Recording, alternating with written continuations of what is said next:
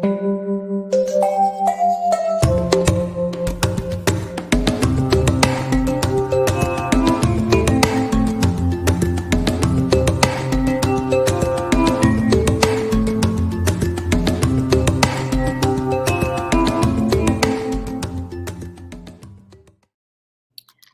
Mishpucha, welcome family. We're here again for the midweek Midrash, excuse me, and we're going to be studying Vayera, Parsha Vayera,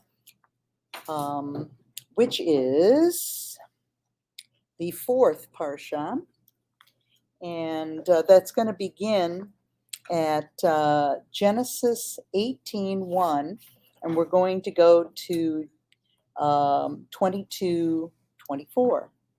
And before we get started, I want to let you know that if, for those of you who've requested my book, it is available on Amazon. You can either get the paperback or you can get it on Kindle. And it's called Shabbat, A Practical Guide to Celebrating the Biblical Sabbath at Home. And it's got pretty much everything you need to get started if you didn't grow up celebrating the Shabbat, the Sabbath, on Friday night and through Saturday night. This is your basic instructions. And it includes the prayers, it includes things that you need to celebrate, even on a budget. And also there's recipes there. So I've got my challah recipe, my challah bread recipe. So if you want a copy of that, you can go to Amazon and hunt it down. But what I've got here up on the screen is a QR code.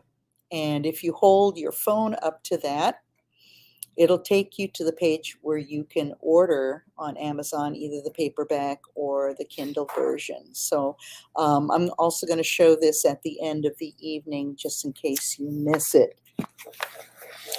Okay, sounds like we got coffee on. Perfect for yes, coffee. Perfect for a night like this. Okay, well let's begin with prayer. Avinu Malkeinu, our Father, our King. Lord, we thank you for your word, and especially the living word, Messiah Yeshua, the one that we look to, not only for our salvation, but as a living example of how we should walk, how we should live, and how we should please you, Father. And Lord, we ask that you be present here in this study, that every word that comes out of your scripture, Lord, would sink deep in our minds, our hearts, and our spirits. And Father, bless all those that join us here in person and also those at home. Father, we ask this, B'Shem Yeshua HaMashiach, in the name of your Son, Messiah Yeshua. Amen. Amen. Okay. So again, it's the reading or the Parsha, the Torah portion we're reading tonight is the fourth one, Vayera, and it begins at Genesis 18, verse 1. Okay, I'm going to move this down. Okay, good. 18:1. Okay, and Yahweh appeared to him by the terebinth trees of Mamre, which he was sitting in the tent door in the heat of the day. So he lifted his eyes and looked, and saw 3 men standing opposite him. And when he saw them, he ran from the tent door to meet them, and bowed himself to the ground, and said, Yahweh, if I have now found favor in your eyes, please do not pass your servant by. Please let a little water be brought, and wash your feet, and rest yourselves under the tree. And let me bring a piece of bread, and refresh your hearts, and then go on, for this is why you have come to your servant. And they said, do as you have said. And it's interesting, he addresses this person as Yahweh. But the way he addresses them, he's speaking to them as they are plural. And we know that Yahweh, the Godhead, we know to be a triune God. And so it does say that he saw them, and then he ran from the tent door to meet them and bowed himself to the ground. Okay, let's go on from verse 6 to the end of 10. So Abraham hurried into the tent to Sarah. Quick, he said, get thee seahs of fine flour and knead it and bake some bread. Then he ran to the herd and selected a choice tender calf and gave it to a servant who hurried to prepare it. He then brought some curds and milk and the calf that had been prepared and set these before them. While they ate, he stood near them under a tree. Where is your wife Sarah? They asked him. There in the tent, he said. Then the Lord said, I will surely return to you about this time next year, and Sarah, your wife, will have a son. Now Sarah was listening at the entrance of the tent, which was behind him. Okay, so she knows what's going on.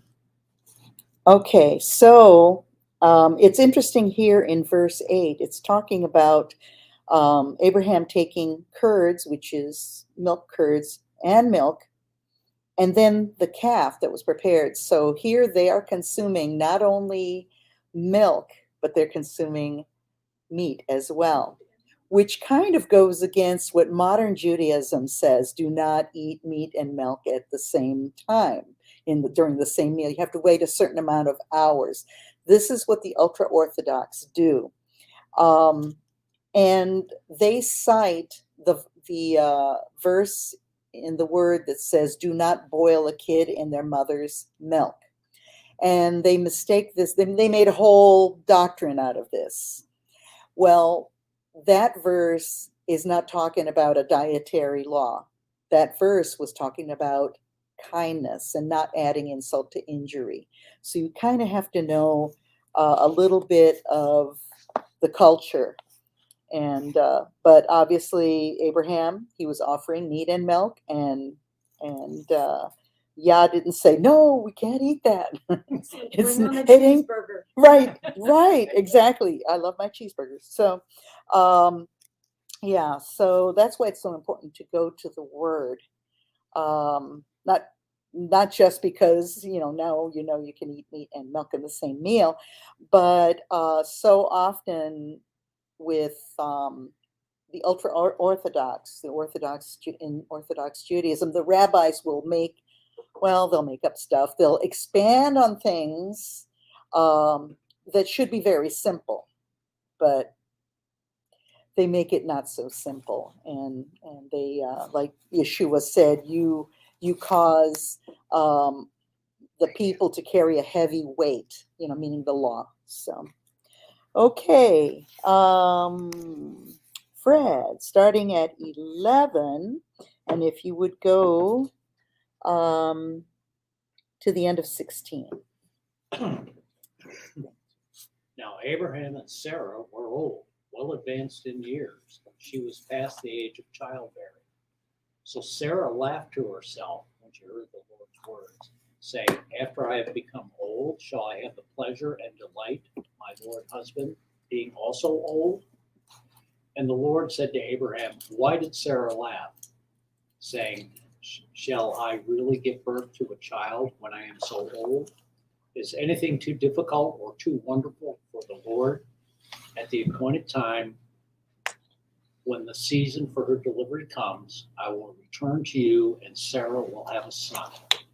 And Sarah denied it, saying, I did not laugh, because she was afraid. And he, the Lord, said, no, but you did laugh. Okay. All right. So that gives you a hint as to what they named the child. Okay, Craig, if you would go on and pick up from there and read to the end of 21. And from there is verse 16. Yes. The men set out from there and looked over towards Sodom, and Abraham went with them to see them on their way. Adonai said, "Should I hide from Abraham what I am about to do? Inasmuch as Abraham is sure to become a great and strong nation, and all the nations of the earth will be blessed by him. For I have made myself known to him, so that he will give orders to his children and to his household after him, to keep the way of Adonai and to do what is right and just, so that Adonai may bring about for Abraham what he has promised him." Now I'm down to 20. Do I go on? To end of 21. Adonai said, "The outcry against Sodom and Gomorrah is so great, and their sin so serious, that I will now go down and see whether their deeds warrant the outcry that has reached me. If not, I will know." Okay, so here we see further proof that the Lord knows everything. He knows our sin, and obviously He knows the sin of Sodom and Gomorrah. And He says the outcry against Sodom and Gomorrah is great because their sin is very heavy. And we're kind of seeing a lot of that going on in the world today, aren't we? Okay, moving on.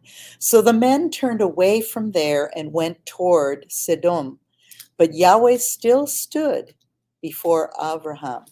And Abraham drew near and said, "Would you also destroy the righteous with the wrong? Suppose there are 50 righteous within the city. Would you also destroy the place and not spare it for the 50 righteous that were in it? Far be it from you to act in this way, to slay the righteous with the wrong, so that the righteous should be as the wrong. Far be it from you. Does the judge of all the earth not do right?" And Yahweh said, "If I find in Sodom 50 righteous within the city, then I shall spare all the place for their sakes." Okay, so here Abraham's kind of making a deal with Yeah, that's pretty Yahweh. bold. Yeah, it is pretty bold, and he's standing in the gap. He really is standing in the gap for the righteous that are there in that city. He recognizes that there is great sin there, but who else is there in Sodom? Lot. And he, of course, doesn't want his nephew to be destroyed along with the major sinners there.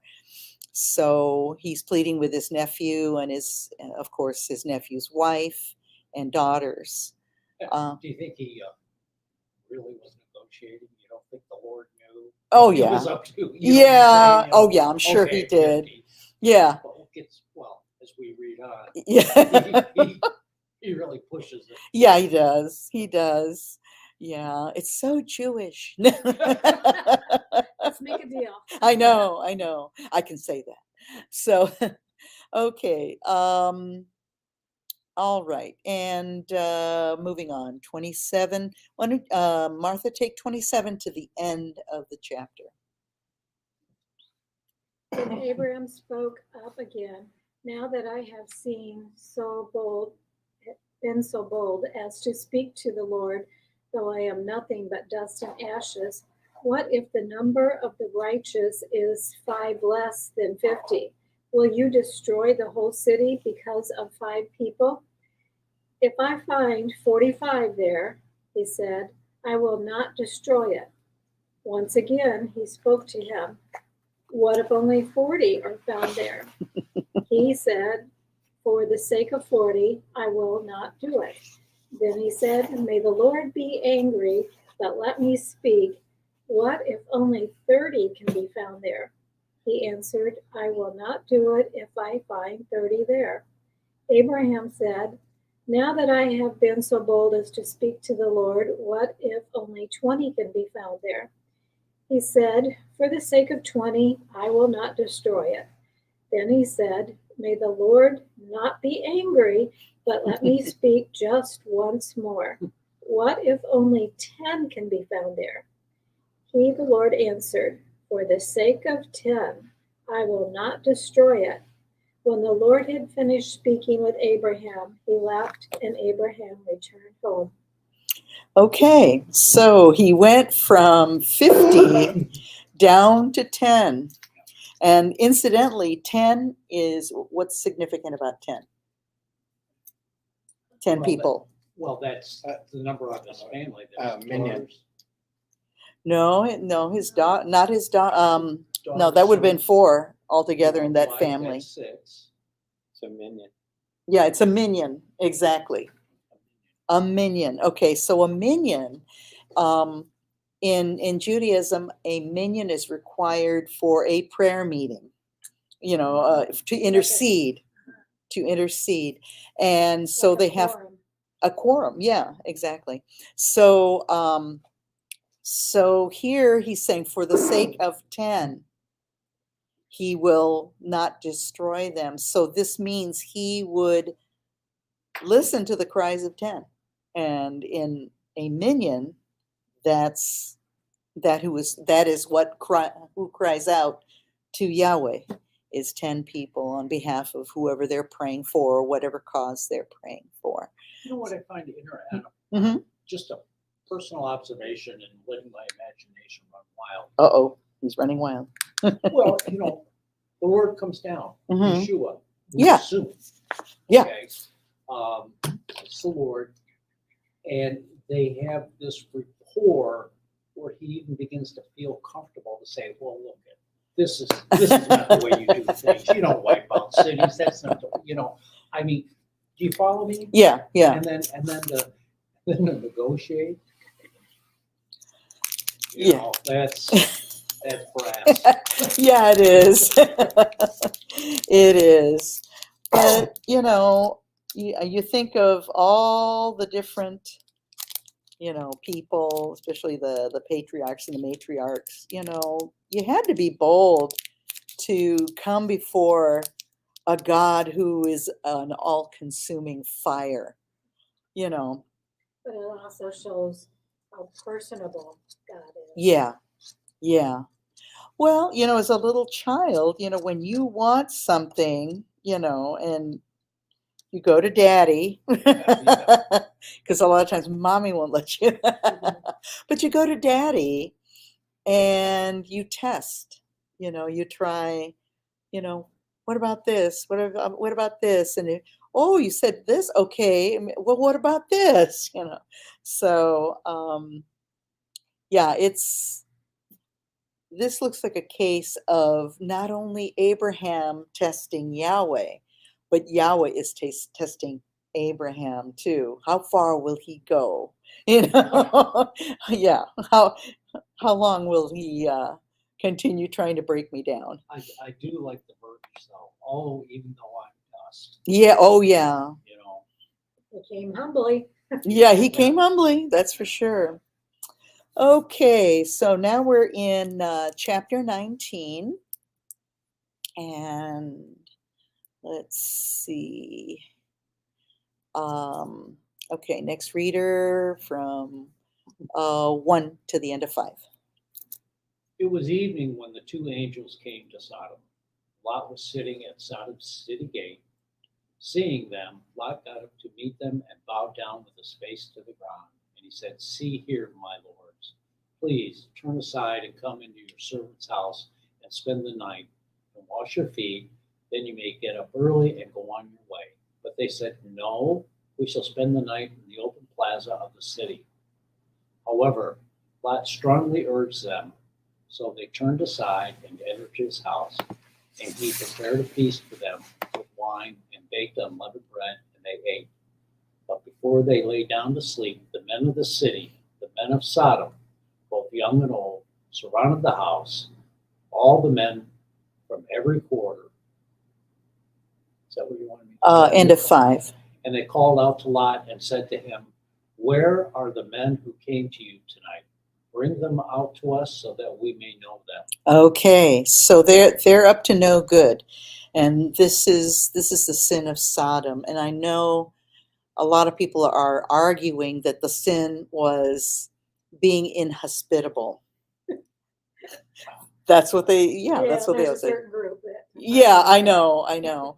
But here clearly it says, bring them out to us and let us know them. Well, this is the biblical knowledge, which is intimacy. And I My think, version says intimately, but I just kind of left it out. It was oh, okay. describing The what brackets. they meant. Yeah, exactly. So this is something that would have been detestable except in Sodom. And hence that's why that sin is called sodomy.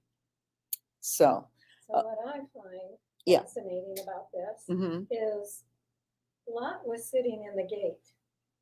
That's where the leaders of the city sit. Yeah. So he had a high Oh, prestige position yeah. in the city of Sodom. And how did he get that position? Hmm. And the other thing is, wasn't he supposed to be a herdsman? What happened to his Yeah. herd? Why is he Yeah. in the city Yeah. and not out with his herd? And then after he leaves Sodom, he didn't go to his herd. So Right. he must have squandered everything he had. Oh, I wonder how old he was. I wonder if he was a teenager. Yeah. Well, he had adult daughters. That's true. I think they start early Yeah. in those times. Later on, don't they say that Lot's wife turned? Yes. So Yeah. maybe let's move to the city where it's civilized. Oh my goodness, he listened to his wife. Wow. It's just a thought. Just the thought. Yeah, she probably wanted to be closer to the shopping district. So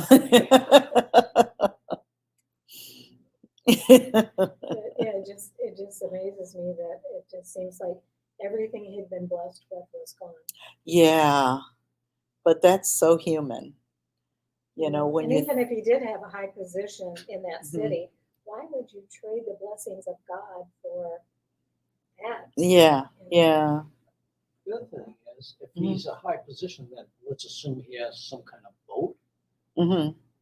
From different sources, I've kind of picked up that this was a standard practice, that they actually passed some kind of law where that Ooh. was allowed. So he was a Democrat. Sounds like it. I wasn't going to go there. Oh, I'm just okay, saying I'm that, sorry. but Didn't mean to make it political. I But don't know the validity of what I'm about to say, but I mean, Mhm. from sources that I picked up recently, Mhm. you know, it was a law that it was allowed openly Oh in the yeah, city. So that there could it is. be. If he's a leader, Hmm. he outvoted or did he just Yeah. go along? Just going with the flow. Going with the flow, not wanting to make waves. I don't know. But I know a lot of ancient civilizations, Greece in particular, were very permissive, in that regard. And I think Rome was as well. So, Spartans. Spartans, yeah, yeah, lots, I don't know. And it's affected his whole family, Yeah. Oh, yeah. not even just here, but later on. Mm-hmm. Exactly. Okay. All right. So next reader, starting at 6 and go to the end of 10.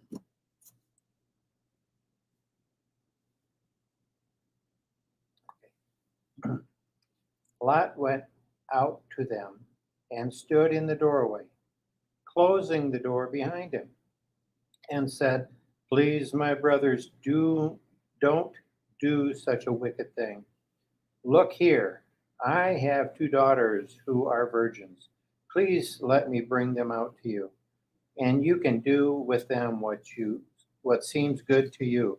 But don't do anything to these men, since they are guests in my house." "Stand back," they replied. This guy came to live here, and now he's decided to play judge. For that will deal worse with you than with them. Then they crowded in on Lot in order to get close enough to break down the door.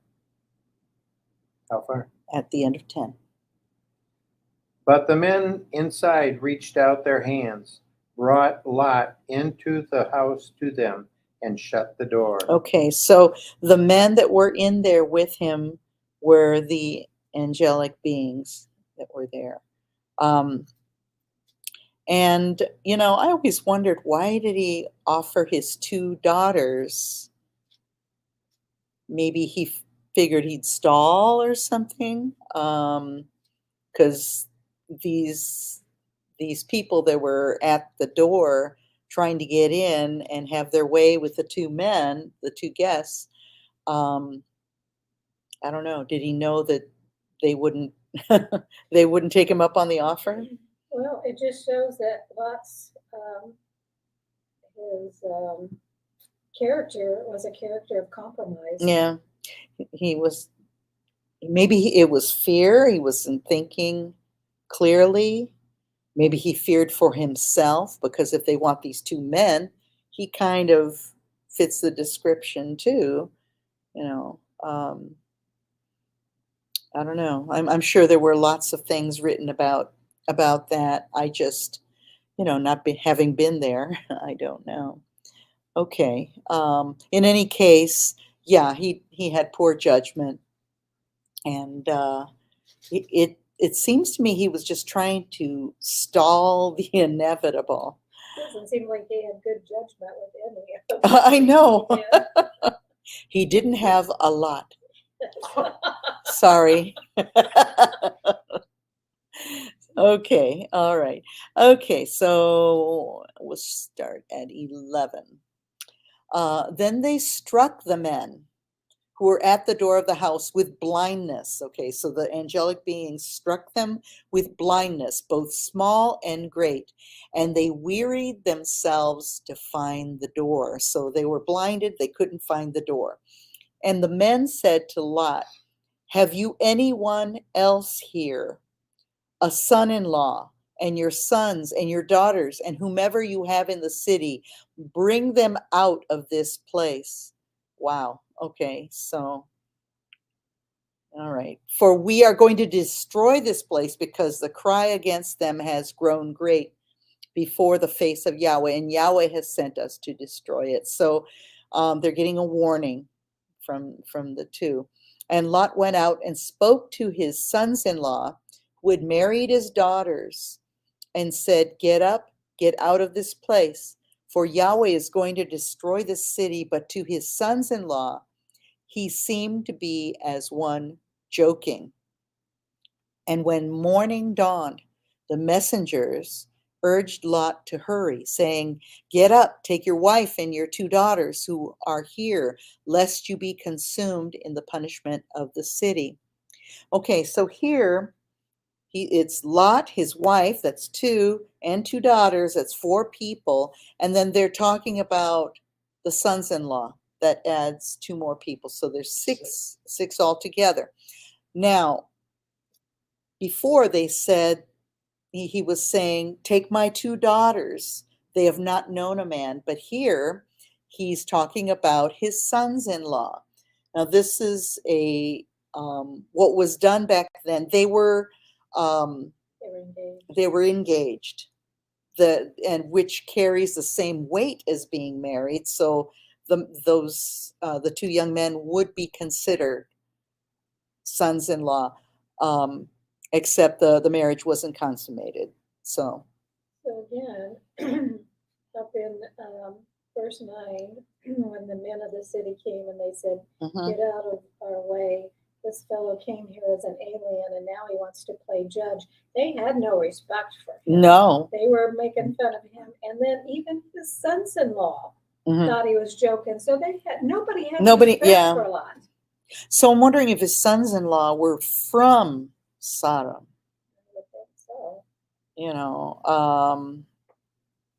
You bring your family into a town, The daughters meet a couple of guys there. You just don't know their character. If they weren't originally from Sodom, they certainly were, fit in, Right, they right, assimilated. right. And here's Lot, who was sitting at the gate. He was an official. The ones that sit at the gate also act as judges. So now they're complaining, oh, he's new here, and now he wants to judge us. Well, he's a judge anyway. I wonder when he first went into Sodom, Mhm. because there had to be a progression, because he was in the valley, he had his herds, he had his wealth and all that stuff. And they accepted him into the city because he was wealthy, Right. and they made him a judge because he was wealthy. But it seems like he doesn't have that wealth anymore. It looks like they probably took advantage of him and everywhere they could, to the point where now he probably doesn't have that wealth. Yeah. And they're just making fun of him because they just used him. Wow. Used him to get his Mhm. wealth. Mm-hmm. So he was a judge with no authority. Wow. Some judge. Sounds like a lot of people. I know. Yeah. That crossed my People mind. say history is Yeah, it is. Just sick. And how they compromise and give up what's more important. Mm-hmm. Now here also, verse 15. When morning dawned, the messengers urged Lot to hurry, saying, "Get up, take your wife and your 2 daughters who are here, lest you be consumed in the punishment of the city." So the sons-in-law are not mentioned. They're not living there. So that's another, could he have 4 daughters? it says 2 daughters. Yeah. Well, 2 that Mhm. were in the house. It just says, You know, no, it's just the well, way if his Yes. daughters were engaged, they were still living with him. Yeah. So Yeah. they had 2 Yeah, in they the wouldn't house. have been living with the men. Okay. Yeah. And later on, it talks about Lot and his 2 daughters. So, okay. All right. Next, 16. Go to the end of 20. When he hesitated, and why would you hesitate? I know. The man grasped his hand and the hands of his wife and of his 2 daughters and led them safely out of the city, for the Lord was merciful to them. As soon as they had brought them out, one of them said, "Flee for your lives. Don't look back and don't stop anywhere in the plain. Flee to the mountains or you will be swept away." But Lot said to them, "No, my lords, Mhm. please, your servant has found favor in your eyes, and you have shown great kindness to me in sparing my life, but I can't flee to the mountains. This disaster will overtake me and I will die." How far did you say to go? End of 20. "Look, here is a town near enough to run to, and it is small. Let me flee to it. It is very small, isn't it? Then my life will be spared." Oh boy. He's trying to make a deal. And he just didn't want to leave the cities. No. I don't know if he had a business there besides, being a leader, somewhat leader. Yeah. So he doesn't want to escape. He's already told here in verse 17. It says, "Escape to the mountains, lest you be consumed, burnt up, crispy critters." Okay. So, all right. And But that verse next. 16 gets me when he says, and he hesitated. I mean, if angels came and told you, Yeah. "Get out of here because you're going to be destroyed. They were going to destroy this. You better get out as soon as you can." Why would you hesitate? I know. I mean, I'd be the first one out the door. In my version here, it says he loitered. I had hesitated and lingered. Oh, gee. So, and his wife had the same, Let's have another cup of coffee. another cup of coffee. Do we really have to go? Yeah, do we? Do I really believe him? Oh my goodness. Wow. Yeah, I'm with you, Martha. I would be out that door. Or maybe they were trying to pack up as much as they could, all their possessions, Yeah. which It's like, forget possessions, out the door. Or I don't know, just kind of an outside chance. Maybe they're hoping that the sons-in-law, okay, let's get them married and they can come with us, and then we have help and whatever, riches the sons-in-law have. I don't know. Another question for dinner. Kind of like today, when God warns people today and they don't pay attention. Right. Right. Yeah, we'll try to make a deal. Okay. Okay. Starting at verse 21, and let's see, go to the end of 26. And the angel said to him, Behold, I grant you this request also. I will not destroy this town of which you have spoken. Hurry and take refuge there, for I cannot do anything to punish Sodom until you arrive there. For this reason, the town was named Zor, Yeah, or small. yeah, so, yeah. The sun had risen over the earth when Lot came to Zor. And the Lord rained down brimstone, flaming sulfur, and fire on Sodom and on Gomorrah from the Lord out of heaven. And he overthrew, demolished, and ended those cities, and the entire valley, and all the inhabitants of the cities, and whatever grew on the ground. But Lot's wife, from behind him, foolishly, longingly is what I have, looked back towards Sodom in an act of disobedience, and she became a pillar of salt. Wow. Okay, so I don't know if you've ever seen there's a documentary that goes to these different sites that are mentioned in the Bible, and they go to where the plain where Sodom and Gomorrah, were, because they're not there anymore, and they found these sulfur balls. Yep. And the sulfur balls are different from anywhere else in the world, and they lit them on fire, and they just kept going. They burned. They did. And here we've got, it says, but his wife looked back from behind him, and she became a post of salt, or a pillar of salt. Now, what happens to the human body when great heat happens suddenly? Oh, the moisture evaporates. Right. And we've got a lot of salt in our blood, in the water, in the moisture in our bodies, in our sweat, sweat's salty. So she was overtaken pretty quick. Dehydrated. Yeah. Yeah, instantly. It definitely shows where her heart was. Mm-hmm. I wrote a little note in here, don't look back at the past, look forward to the future. Amen. Yep. Yep. They just couldn't let go. They couldn't do it. Okay. Anyone, you have anything? No. No. Okay.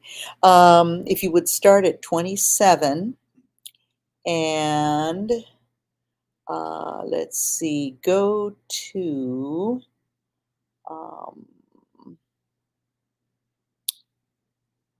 okay, 32. End of 32. Abraham got up early in the morning, went to the place where he had stood before Adonai, and looked out towards Sodom and Gomorrah, scanning the entire plain. There before him the smoke was rising from the land like smoke from a furnace. But when God destroyed the cities of the plain, he remembered Abraham and sent Lot out away from the destruction, when he overthrew the cities in which Lot lived. Lot went up from Zoar and lived in the hills with his 2 daughters, because he was afraid to stay in Zoar. He and his 2 daughters lived in a cave. The firstborn said to the younger, Our father is old, and there isn't a man on earth to come in to us in this manner, customary in the world. Okay. Yeah, one more. Come, let's have our father drink wine. Then we'll sleep with him, and that way will enable our father to have descendants. So these girls probably grew up in Sodom, and so why would they have this thought? You would think that would be that kind of behavior would be looked down on, but not in Sodom. Okay. So they made their father drink wine that night. And the firstborn went in and lay with her father, and he was not aware of it when she lay down or when she arose. Boy, he was out of it. And it came to be on the next day that the firstborn said to the younger, "See, I lay with my father last night. Let us make him drink wine tonight as well. And you go in and lie with him, so that we keep the seed of our father." So they made their father drink wine that night as well. And the younger arose and lay with him, and he was not aware of it when she lay down or when she arose. Thus both the daughters of Lot became pregnant by their father. And the firstborn bore a son and called his name Moab. He is the father of the Moabites to this day. And the younger, she also bore a son and called his name Ben-Ami. He is the father of the children of Ammon to this day, so the Ammonites. And these were two contentious peoples that came against Israel. Ben-Ami, what is that what it says in your version? Yeah. Ben-Ami, okay. It means son of my people. Okay, so they thought they had a good idea. They thought they were going to keep the line going by what they had done, but the Moabites wound up being pagans. The Ammonites were pagans, and in fact, the Moabites used to perform child sacrifices. So nothing good can come out of sin. Okay, anything else? God was very long suffering with Lot. I mean, you Yeah. know, back last week we talked about how he got taken away by the kings and Abraham had to go and rescue him. You know, God gave him favor and he got everything back that he had. And then he ends up in Sodom and mixed up and all that stuff. And God had to drag him out to preserve him. And he just was so long suffering with Lot. Mm-hmm. Wow. You know, oftentimes when people are in sin, they either, many do know, something in them lets them know that what they're doing is not right. But they, sinners, and we all do this because we're all sinners, but we tend to try to talk ourselves into thinking, well, Yah won't mind. He loves me. He knows my heart. And we keep on sinning, from the smallest sins to the biggest ones. Oh yes, please. Okay. We're going to go on to chapter 20. Okay. Oh, thank you. Yes. Time for a little more coffee. All right. Starting in chapter 20, verse 1. And if you would go to the end of 5.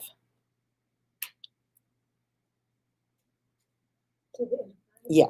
Now Abraham moved on from there into the region of Negev and lived between Kadesh and Shur. For a while he stayed in Gerar, and there Abraham said of his wife Sarah, "She is my sister." Then Abimelech, king of Gerar, sent for Sarah and took her.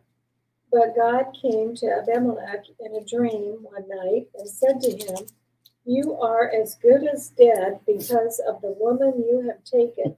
She is a married woman. Now Abimelech had not gone near her, so he said, Lord, will you destroy an innocent nation? Did he not say to me, she is my sister? And didn't she also say, he is my brother? I have done this with a clear conscience and clean hands. Wow. He never learns. God was long suffering with Abraham. Yeah. I think, Group. I know, what a group. I know, but he's the father of our faith. Okay, so now, was he lying when he said she is my No. sister? But he wasn't No. telling the whole truth. Right, exactly. And back in those days, people more readily married relatives, and oftentimes cousins were called brother or sister. So, and oftentimes people maybe they had a different father or a different mother, but that didn't get in their way as far as marrying whom they wanted to marry. Okay, so next, verse 6, go to the end of 10. Then God said to him in the dream, yes, I know you did this in the integrity of your heart, for it was I who kept you back and spared you from sinning against me. Therefore, I did not give you an opportunity to touch her. So now return the man's wife, for he is a prophet, and he will pray for you, and you will live. But if you do not return her to him, know that you shall die, and you and all who are yours, your whole household. To 10? Yeah. Okay. So Amalek got up early in the morning and called all his servants and told them all these things, and the men were terrified. Then Amalek called Abraham and said to him, what have you done to us? And how have I offended you that you have brought on me and my kingdom a great sin? You have done to me what ought not to be done to anyone. And Amalek said to Abraham, what have you encountered or seen in us or our customs that you have done this unjust thing? Ooh, they're mad. I think he's a little upset. Yeah. And he, of course, he was just trying to preserve, his life. And his household. And his household, Yeah, yes. I don't think they mentioned how big his family was. Okay. Well, it had to get pretty big because he and Lot, Yeah, that's right. their herds and that were Oh, so yeah. big that they decided we just have to separate because there's not enough resources for both of us here. Right. This town is not big enough For the two. So they didn't have a lot. of room. Jeez. Sorry. That's twice. I know. Third time, I'm out. Okay. All right. Craig, if you would read to the end of 13. 11 through 13. 14. 11 to 14. Abraham replied, it was because I thought there could not possibly be any fear of God in this place, so they will kill me in order to get my wife. But she actually is also my sister, the daughter of my father, but not the daughter of my mother. And so she became my wife. When God had me leave my father's house, I told her, do me this favor. Wherever we go, say about me, he is my brother. I'm sorry. Yeah, that's it. Okay. So, he's her stepsister. Okay. And he was a real chicken, wasn't he? He's afraid that they were going to kill him because they wanted her. But he was a warrior. He was a fighter. You would think he'd, But be he able. was willing to compromise his wife in Yeah. order to spare his own life. Yeah.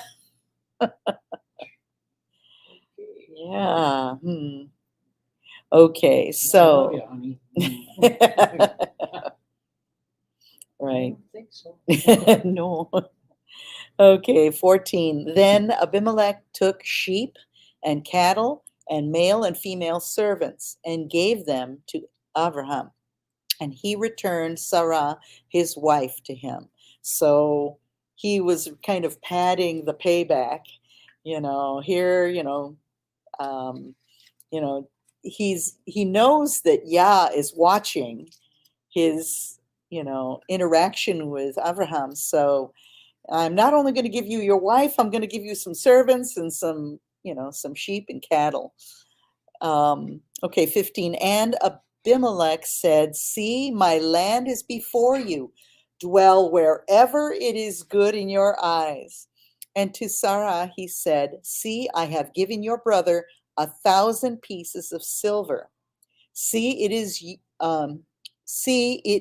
to you a covering of eyes before all who are with you and before all others, and you are cleared before everyone." So this whole thing has been witnessed. And Abraham prayed to Elohim, and Elohim healed Abimelech and his wife and his female servants, so they bore children. So they hadn't been able to. For Yahweh had closed up all the wombs of the house of Abimelech because of Sarah, Abraham's wife. Okay, so he made good, and My version goes Mhm. a little bit different. It's a little more wordy. Okay, give your brother of yours 1,000 pieces of silver. Mhm. It is to compensate you for all that has happened, Mhm. and to vindicate your honor before all who are with you. Before before all men, you are cleared and compensated. Mhm. I Mhm. kind of like that version better because it kind of spells it out. All right, Yeah, you've been besmirched, yeah. and it wasn't your fault, and Mhm. we're sorry. And Please don't kill us. Yeah, don't kill us. Does that make Yeah, sense? yeah, yeah. My version here. This is the ISR version, the scriptures, um, and it's more poetic. Um, and a lot of colloquialisms are used also. So where it says, "See, it is to you a covering of eyes before all," basically a witness. This is, I so would everyone never can have gotten see. that. You got to spell it out. Yeah, okay. That would have been a covering of eyes. Oh, that sounds Blind. gross. You can't see anything. Yeah, and you are cleared before everyone. So, yeah.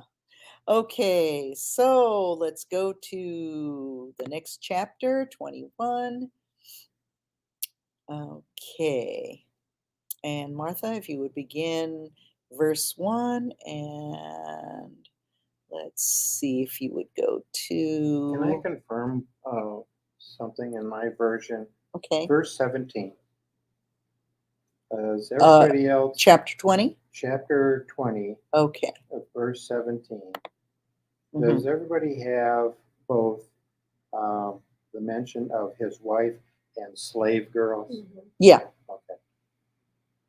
yep. Yeah, I've got female servants. Yeah. Female servants may not be, let's see, would they be the same as slave girls? They could be. Slaves are basically people with no rights. Not Servants, necessarily. Not necessarily. would They they could be be, indentured servants. they would be from um, uh, conquering some other tribe. No, not necessarily. I mean, they could be, but a slave could also be by choice. Well, slave and servant can be interchangeable. Yeah, too. yeah. Mine says Indentured male and servant, I could female. see. Mine says male and female slaves. Hmm. And gave them to Abraham. Hmm. Okay, I don't Yeah. want to dwell on this. I don't think just it wanna- changes I wonder the if story. servants would be from your own household and slaves would be from conquered people. Maybe Mm, the difference. Yeah. in there. Could be. Seems like they're trying to create two levels of women. And your version says male and female slaves. Interesting. Mhm. Okay. Okay. Moving on. All right. Okay, Martha's, you're next. So go to the end of 6. Now the Lord was gracious to Sarah, as he had said, and the Lord did for Sarah what he had promised. Sarah became pregnant and bore a son to Abraham in his old age, at the very time God had promised him. Abraham gave the name Isaac to the son Sarah bore him. When his son Isaac was 8 days old, Abraham circumcised him as God commanded him. Abraham was 100 years old when his son Isaac was born to him. Sarah said, God has brought me laughter, and everyone who hears about this will laugh with me. Okay, so that's what Yitzhak means. Isaac means laughter. Yeah. You know what gets me is, okay, 3 men show up, talk to Abraham, Mhm. tell you're going to have a son, Mhm. or you're going to get pregnant. Then Lot, Sodom and Gomorrah get blown up. Then you got this same guy going over and messing with Amalek. Yeah. And then comes back here. We're talking in a year. Yeah. He said in a year. Yeah. Boom, boom. Busy.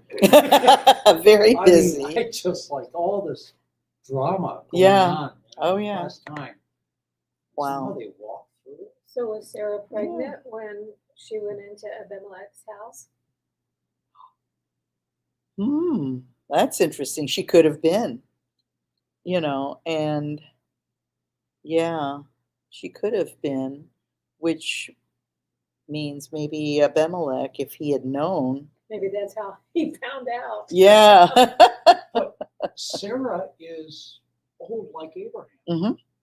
Yeah, she's about 90. And she was still attractive. Mm-hmm. It can That happen. desert air. Depending That on desert what air. wine you had. Oh, jeez. Are you online? Yes. He doesn't drink wine.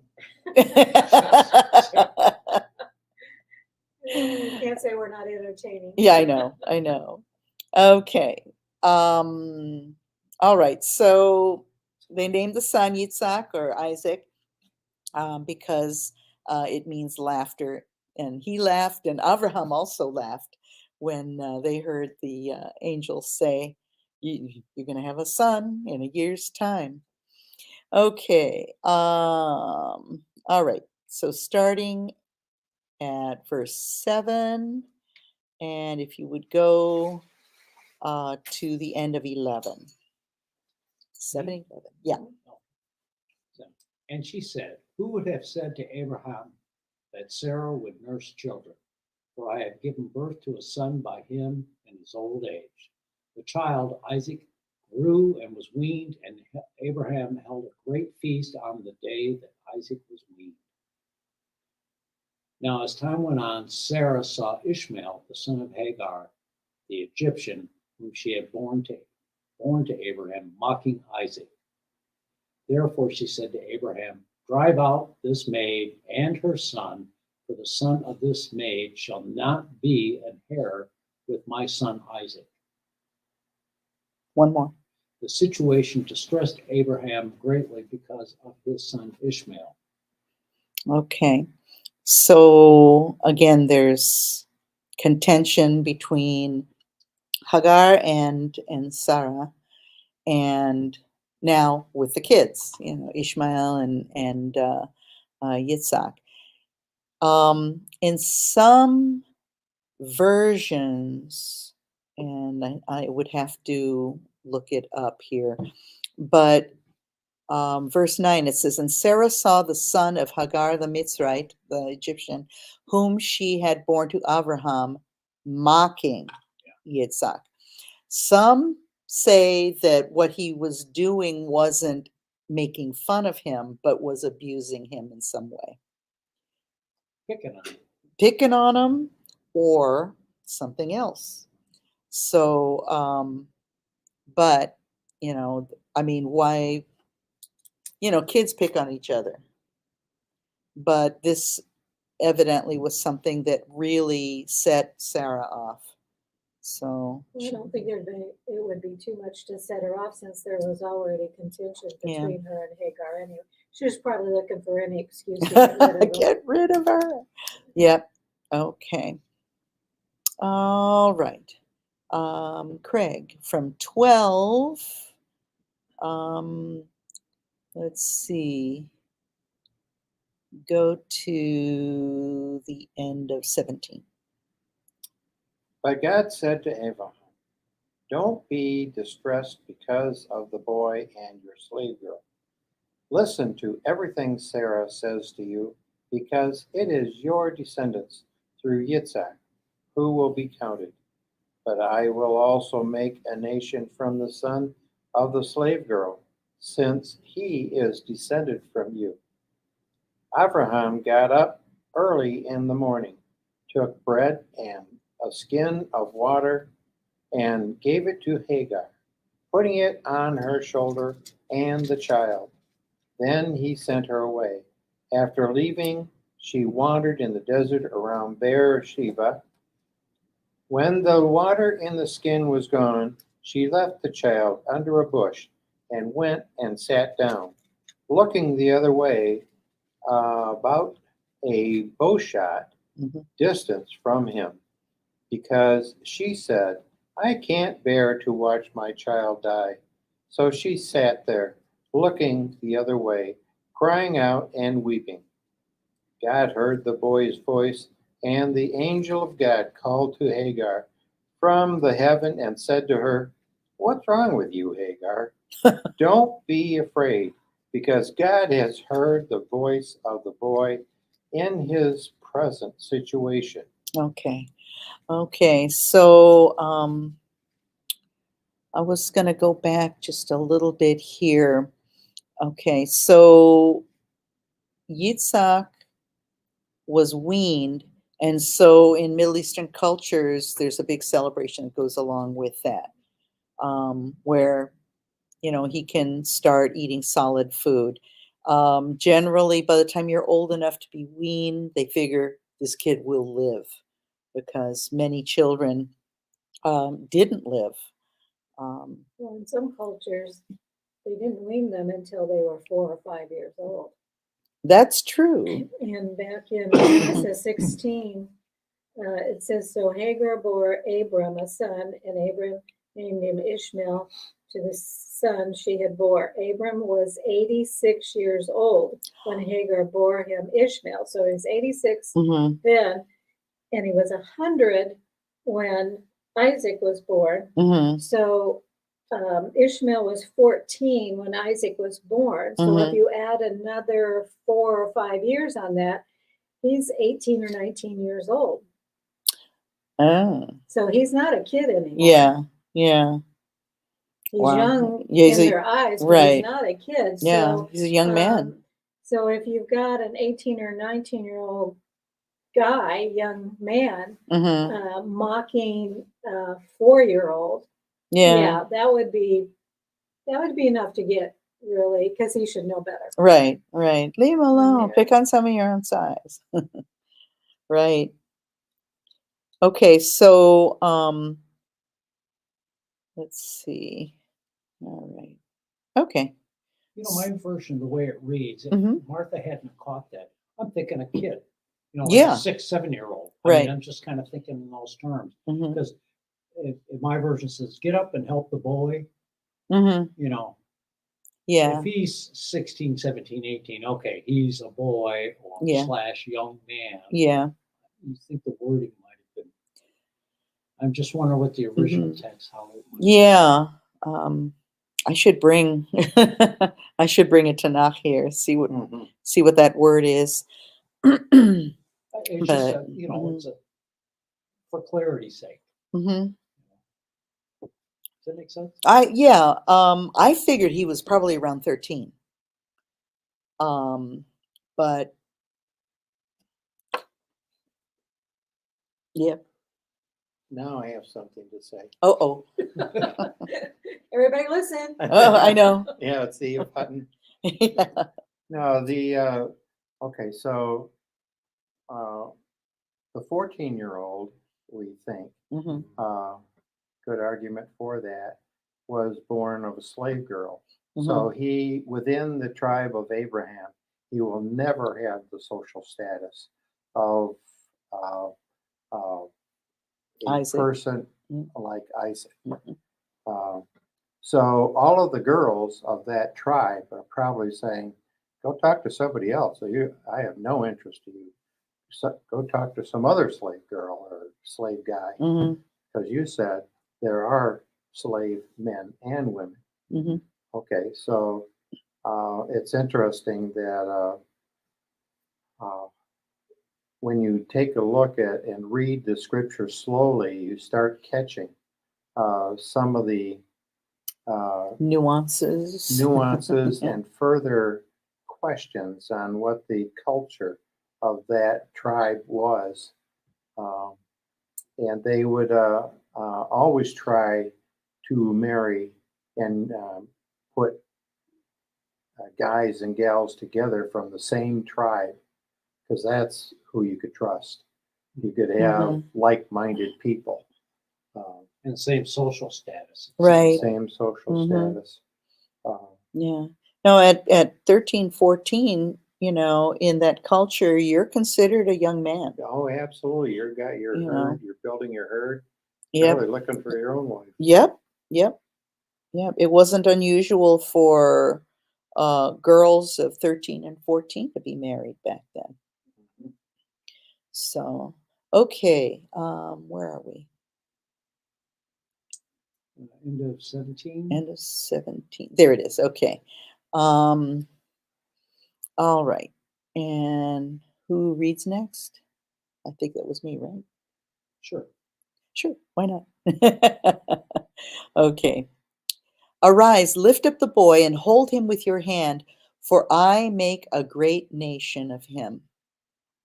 Okay. So it says, hold him with your hand. So take him by the hand rather than pick him up. So he's got to be a big kid already. And Elohim opened her eyes, and she saw a well of water. And she went and filled the skin with water and gave the boy a drink. And Elohim was with the boy, and he grew and dwelt in the wilderness and became an archer. And he dwelt in the wilderness of Paran. And his mother took a wife for him from the land of Mitzrayim, from Egypt. And it came to be at that time that Abimelech and Picol, the commander of his army, spoke to Abraham, saying, Elohim is with you in all you do. Okay, so, anytime it says the boy, there's like different levels of what a boy is. Uh, he's not yet out of his parents, or at that age you're not out from under your parents, so you're still considered a boy. I think of our David, who's 23 now, and we still considered him our boy. Yes, he's a young man, but he's still, Until they get married. Yeah. They're still a boy. yeah, And even then. We Yeah. even say the boy. the A boy, lot the of times boy. referring to Martin. He's 27. Oh yeah, yeah, Oh yeah. boy. The boys. Yep. Okay. Okay, next reader, 23. Go till the end of 28. Now swear to me here before God that you will not deal falsely with me or my children or my descendants. Show to me and the country where you are living as an alien the same kindness I have shown to you. Abraham said, I swear it. Then Abraham complained to Abimelech about a well of water that Abimelech's servants had seized. But Abimelech said, I don't know who has done this. You did not tell me, and I heard about it only today. So Abram brought sheep and cattle and gave them to Abimelech, and the two men made a treaty. Okay, so there's a covenant. Okay, and all covenants, all serious covenants, are blood covenants. So usually they will take animals and sacrifice animals. And oftentimes they will take it's illustrated in scripture where they take an ox and they cut the ox in half. That's got to be a big job. And they separate the pieces and they walk between each of the parties, walk between the pieces with the understanding that if they break covenant, that this is going to happen to them. That's for a big covenant. That is a big covenant. Yeah. Smaller covenants, you can use smaller animals. Yeah. Right. You're right. Exactly. A sheep or Sometimes I have a dove. bird. A bird. Like Yeah. when I tell you I was going to do something and I forget. So you owe me half a chicken. I have half A chicken. a chicken. Have a chicken sandwich. Okay. All right. Next reader, 28 to the end. Then Abraham set apart 7 ewe lambs of the flock, and Amalek said to Abraham, "What is the meaning of these 7 ewe lambs which you have set apart?" Abraham said, "You are to accept these 7 ewe lambs from me as a witness for me that I dug this well." How far did you want me to? Although to the Okay. end, yeah. Therefore, that place was called Beersheba, well of the oath, or well of the 7, because there are 2 of them, because there the 2 of them swore an oath.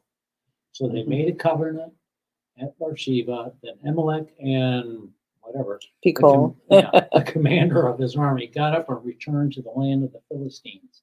Abraham planted a Tamarisk. tree at Beersheba, and there he called on the name of the Lord in prayer, the eternal God. And Abraham lived as a resident alien in the land of the Philistines for many days. Okay, so he was in Philistia. He was by the sea because the Philistines were sea People. Sailors. people, sailors. They were sailors. Fishermen. They're fishermen, sailors. Yeah, they were beach bums. Surfing dudes. Surfing dudes.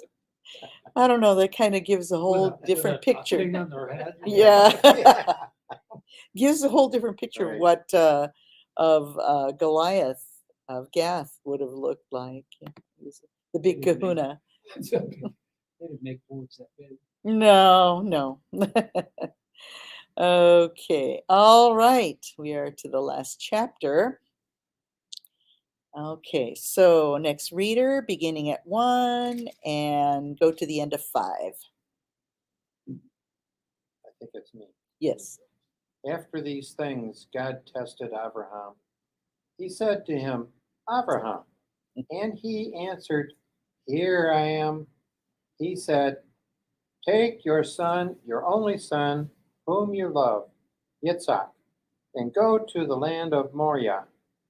There you are to offer him as a burnt offering on a mountain that I will point out to you." Abraham got up early in the morning, saddled his donkey, and took 2 of his young men with him, together with his Yitzhak, his son. He cut the wood for the burnt offering, departed, and went towards the place God had told him about. On the 3rd day, Abraham raised his eyes and saw the place in the distance.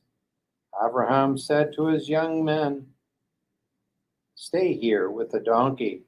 I and the boy will go there, worship, and return to you." Okay. So, and we just saw that video last night. It was a movie called Covenant, and it pretty much ended with Abraham taking Yitzhak up to Mount Moriah. Incidentally, Mount Moriah is where the outskirts of Jerusalem is, outside of the old city walls. And presumably it was the same place where Yeshua was offered his life as sacrifice.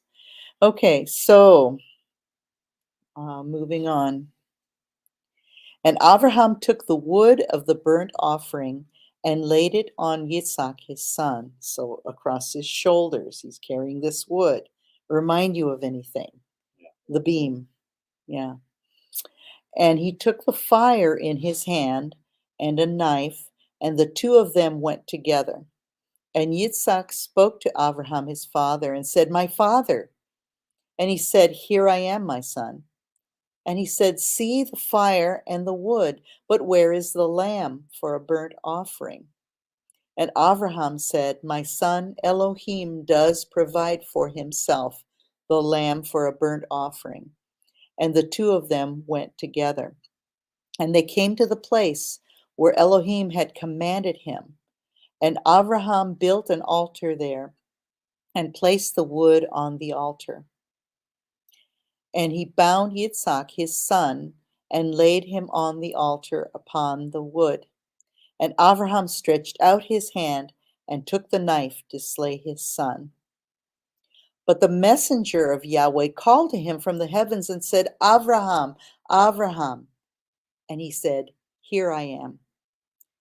And he said, "Do not lay your hand on the boy, nor touch him, for now I know that you fear Elohim, seeing you have not withheld your son, your only son, from me." Okay, I went a little further than I would have, but I wanted to get to that scene.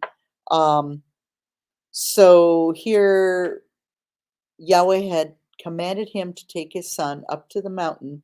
He put the wood on his shoulders. He took the wood, put it on the altar. Now, the altar, it's sometimes called the slaughter place in my version. They had to build that too. It wasn't there already. So they had to take stones and build this altar with stones that was big enough for the burnt offering for Isaac. So it took some time. And it says that it took 3 days to finish the mission. And that's kind of reminds me of the 3 days that it took, that Yeshua was in the grave. Okay, so then he binds his son and he lays him on the altar. Now, we get this picture of him having a young child, but from from different versions, different accounts, they're saying he might have been a young man, like in maybe the age of Yeshua, you know, when he was sacrificed. So how does an old man of 100 years old lay his son down? I would think that Isaac was being obedient, trusting, and probably got on the altar himself. It wasn't probably a very high altar. It could have been maybe, about the height of a table. So he would have been able to climb on there and sit on there, and he's bound. And so maybe Abraham just laid him down, like his upper part of his body, and took the knife to slay his son. Now, being that age, you would think, if it weren't for obedience, he'd probably be fighting his father, nope. The old man. Yeah, I could take you, but this is obedience, and this is trust that Yahweh is going to do something. He's also trusting his father and taking his word as truth when he says, Yahweh, our God, is going to provide the lamb. He's going to provide for the sacrifice.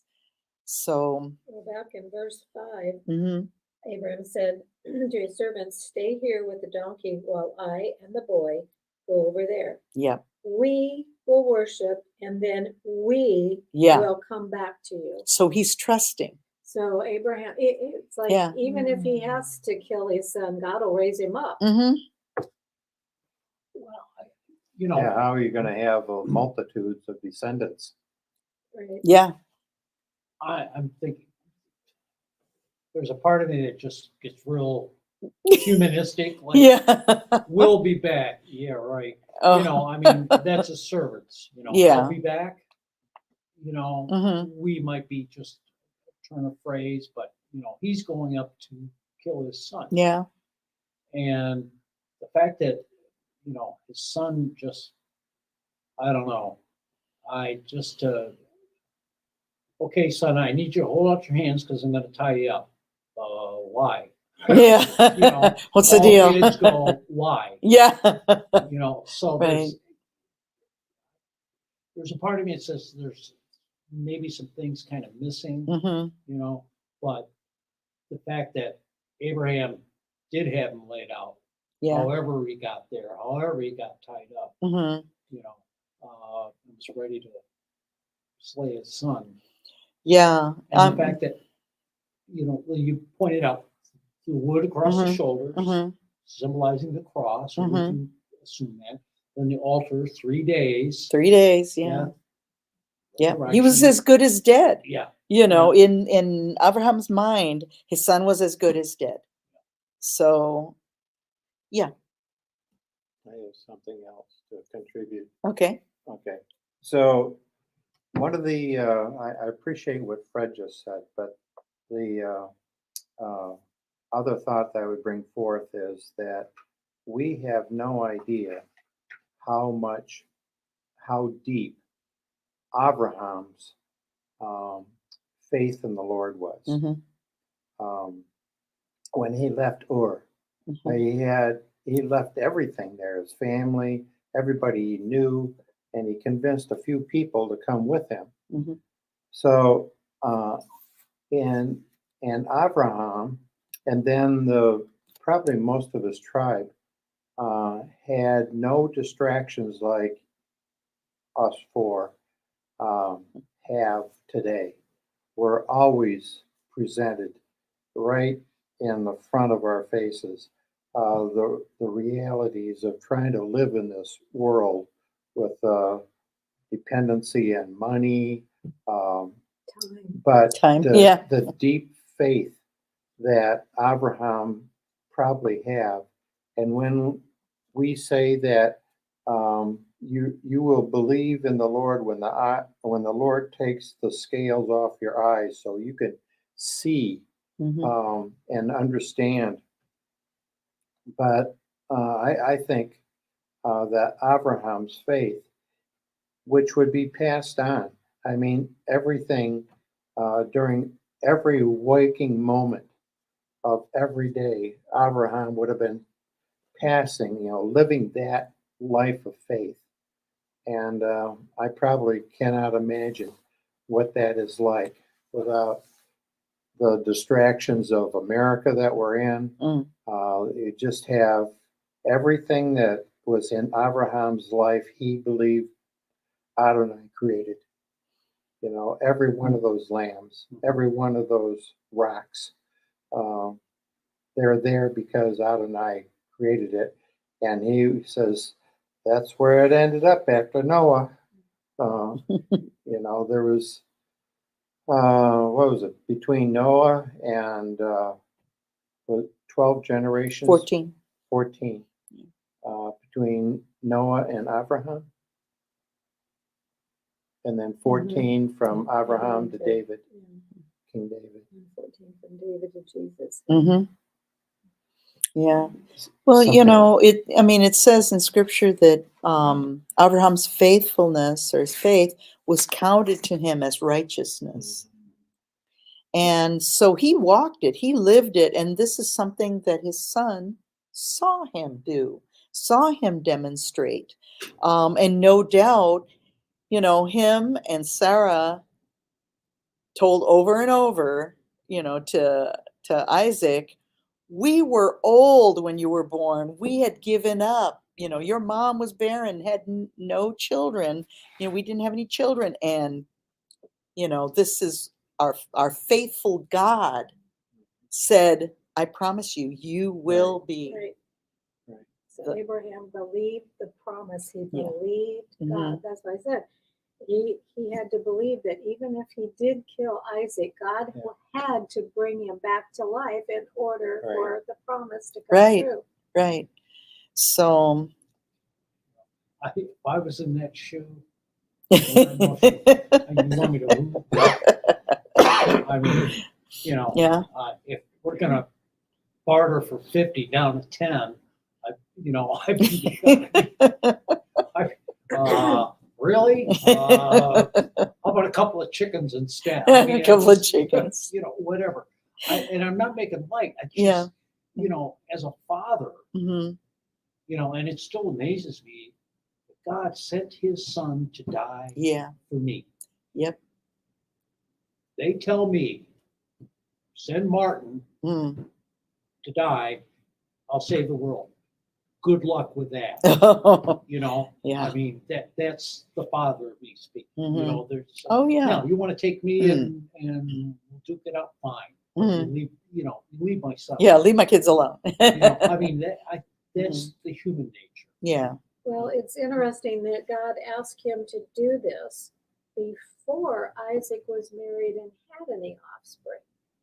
Yeah.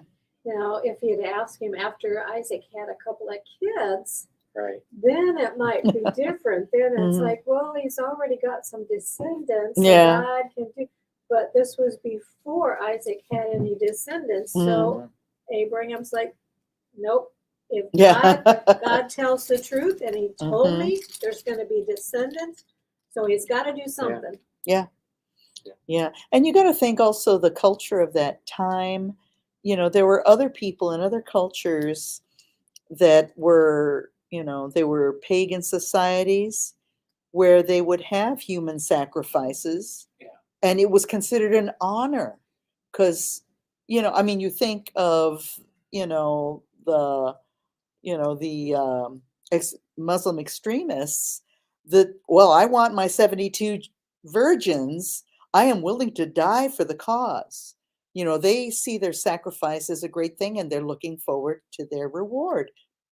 So in that culture, maybe that mindset was there, okay, I'm trusting, in this case that, Yahweh's going to come through and it'll be all right. So, us now, it's like, oh no. Well, It is extraordinary. Yeah, it is. I mean, and the fact that God turns around and says, "Now I know," hmm because It's a He test. has given us free will. Yeah. He may Yeah. know what we're going to do because we're His kids. Yeah, We I kind of know when know. our kids are going to hit the cookie jar. Yeah. We know. We know our kids. Yeah. So using that analogy. But how many times have God give us a promise Um, and we didn't believe him? And We then, doubted. yeah. we doubted, did things that weren't, corresponding with the promise and stuff, because it's like, well, I don't know. Maybe I need to help God out a little bit here to get that promise. I to come know. to- we interfere with the plan because of lack of faith. Mhm. If he said it, he's going to do it. He may not do it the way we think he's going to do it, Right. but he's going to do it. That's our humanness coming through. But I mean, look at Moses, he did the same type of thing. So it's kind of interesting though. Here's all this stuff happening. This is probably past that 1 year, mhm. but Abraham gets to see the announcement: "You're going to have a son." Yeah, right. Okay. And then, all right, they stop by, Mhm. have a little lunch. By the way, we're on our way to wipe out Sodom and Gomorrah. Well, want to come along? No. It's going to be a good time to be having no, it's bordering on sacrilegious. Shut up. I know. I find it interesting that 3 showed up, at Abraham and Sarah's place, and then 2 left to go to Sodom and Gomorrah. So 1/3 was probably still there with him. So you never know. But Yeah. I just, he got to witness these things. I'm Mhm. going to do this and watched it happen. Yeah. Now that isn't, what do you want to call it? It's a testimony to yeah, the that character of he's God. gonna, Yeah. He doesn't you know, lie. Mm-hmm. I'm going to do this, and boom, it happens. Yeah. Then the son comes along. That would be rather faith building, I think. Yeah. Oh, yeah. Big Yeah. time. Big time. Yeah. Okay, let's finish this up. Martha, you've got it. Why don't let's see. Let's see, where did I go to the I end? think 13 is where she is. Okay. Yeah. Okay, so if you would read from 13 to the end of 17.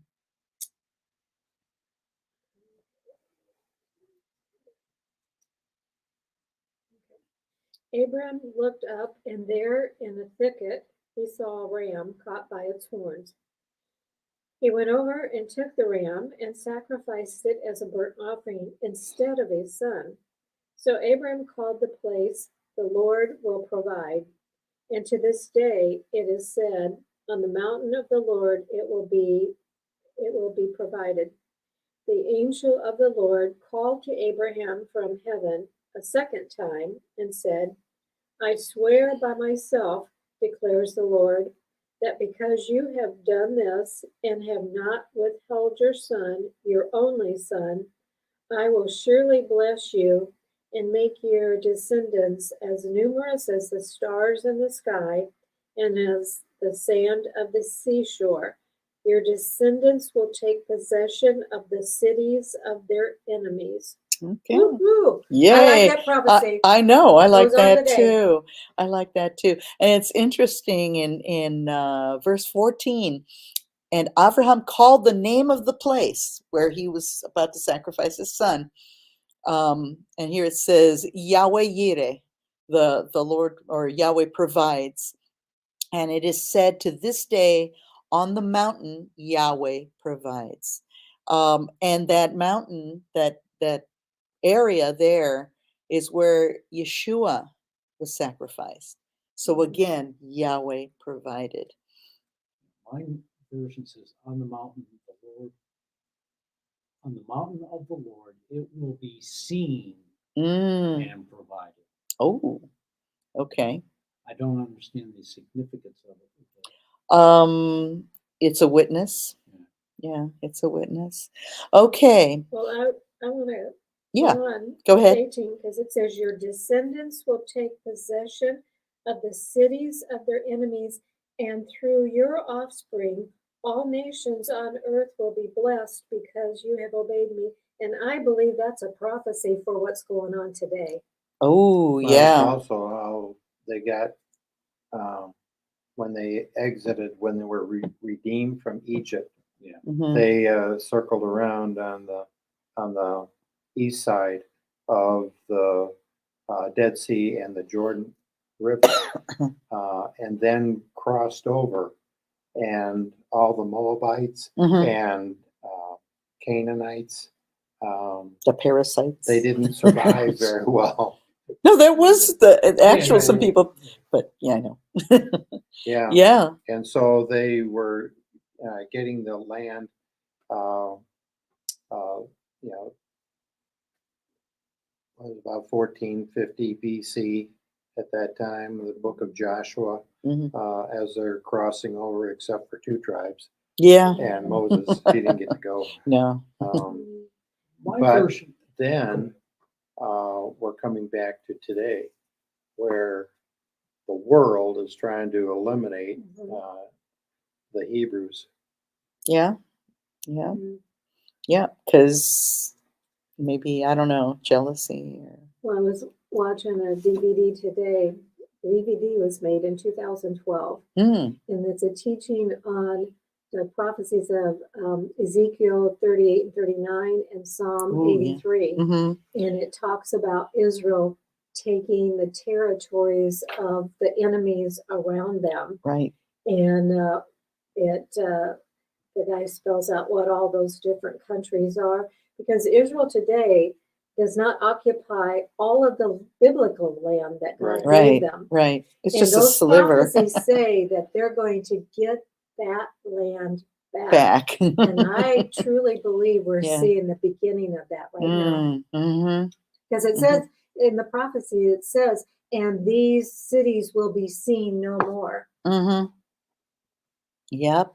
Yep. There's a lot of cities that won't be seen anymore. I've got So one slightly, it's a Mhm. little different, but the emphasis I think is important because I think it backs up exactly what Martha says. okay. Mm-hmm. Indeed, I will greatly bless you, and I will greatly multiply your seed like the stars of heavens and like the sands on the seashore. And your seed shall possess the gate of their enemies by conquering them. Yep. You know, Yeah. and right now with the political and war action that's going on right Mhm. now, and the fact they're moving into Gaza, Yeah. and they're not fooling around, No. and I think they're going to wipe them out. Well, they Yeah. say they're not going to stop till the job's done. Yeah. Yeah. Yeah. So we need to really be lifting them up in prayer. Yep. Yeah. Okay. So let's see. You ended at the end of 18, right? Yeah. Okay. So Fred, take 19 to the end. So Abraham returned to his servants, and they got up and went with him to Beersheba, and Abraham settled in Beersheba. Now, after these things, Abraham was told, Milcah.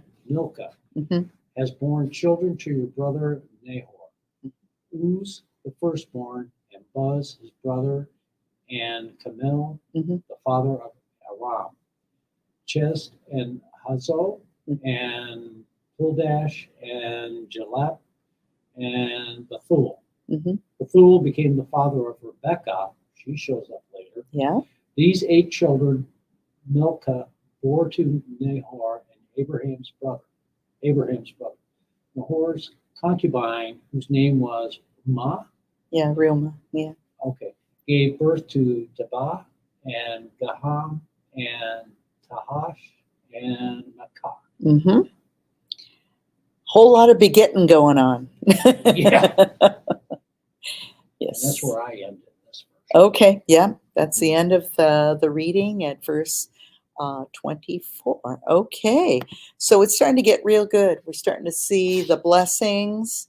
Of course, there's going to be challenges, anytime the Hebrews, the Israelites get blessed, there's people that come against them. So we will see what we will see next week. We're going to be reading from Chayei Sarah, the life of Sarah. And so I invite you to join us next Wednesday at 6:30. And also a reminder that my book, Shabbat, A Practical Guide to Celebrating the Biblical Sabbath at Home, is available on Amazon in paperback or Kindle. And I've got the QR code there. If you miss it when we go off the air here, just wind it back on whatever you're watching us on, and use that QR code to find your way to the page where that book is. And of course, proceeds go toward helping keep this ministry going. All right. So thank you for coming, and those who are here and those who are online. And I look forward to the next time that we get together. So until then, shalom, shalom.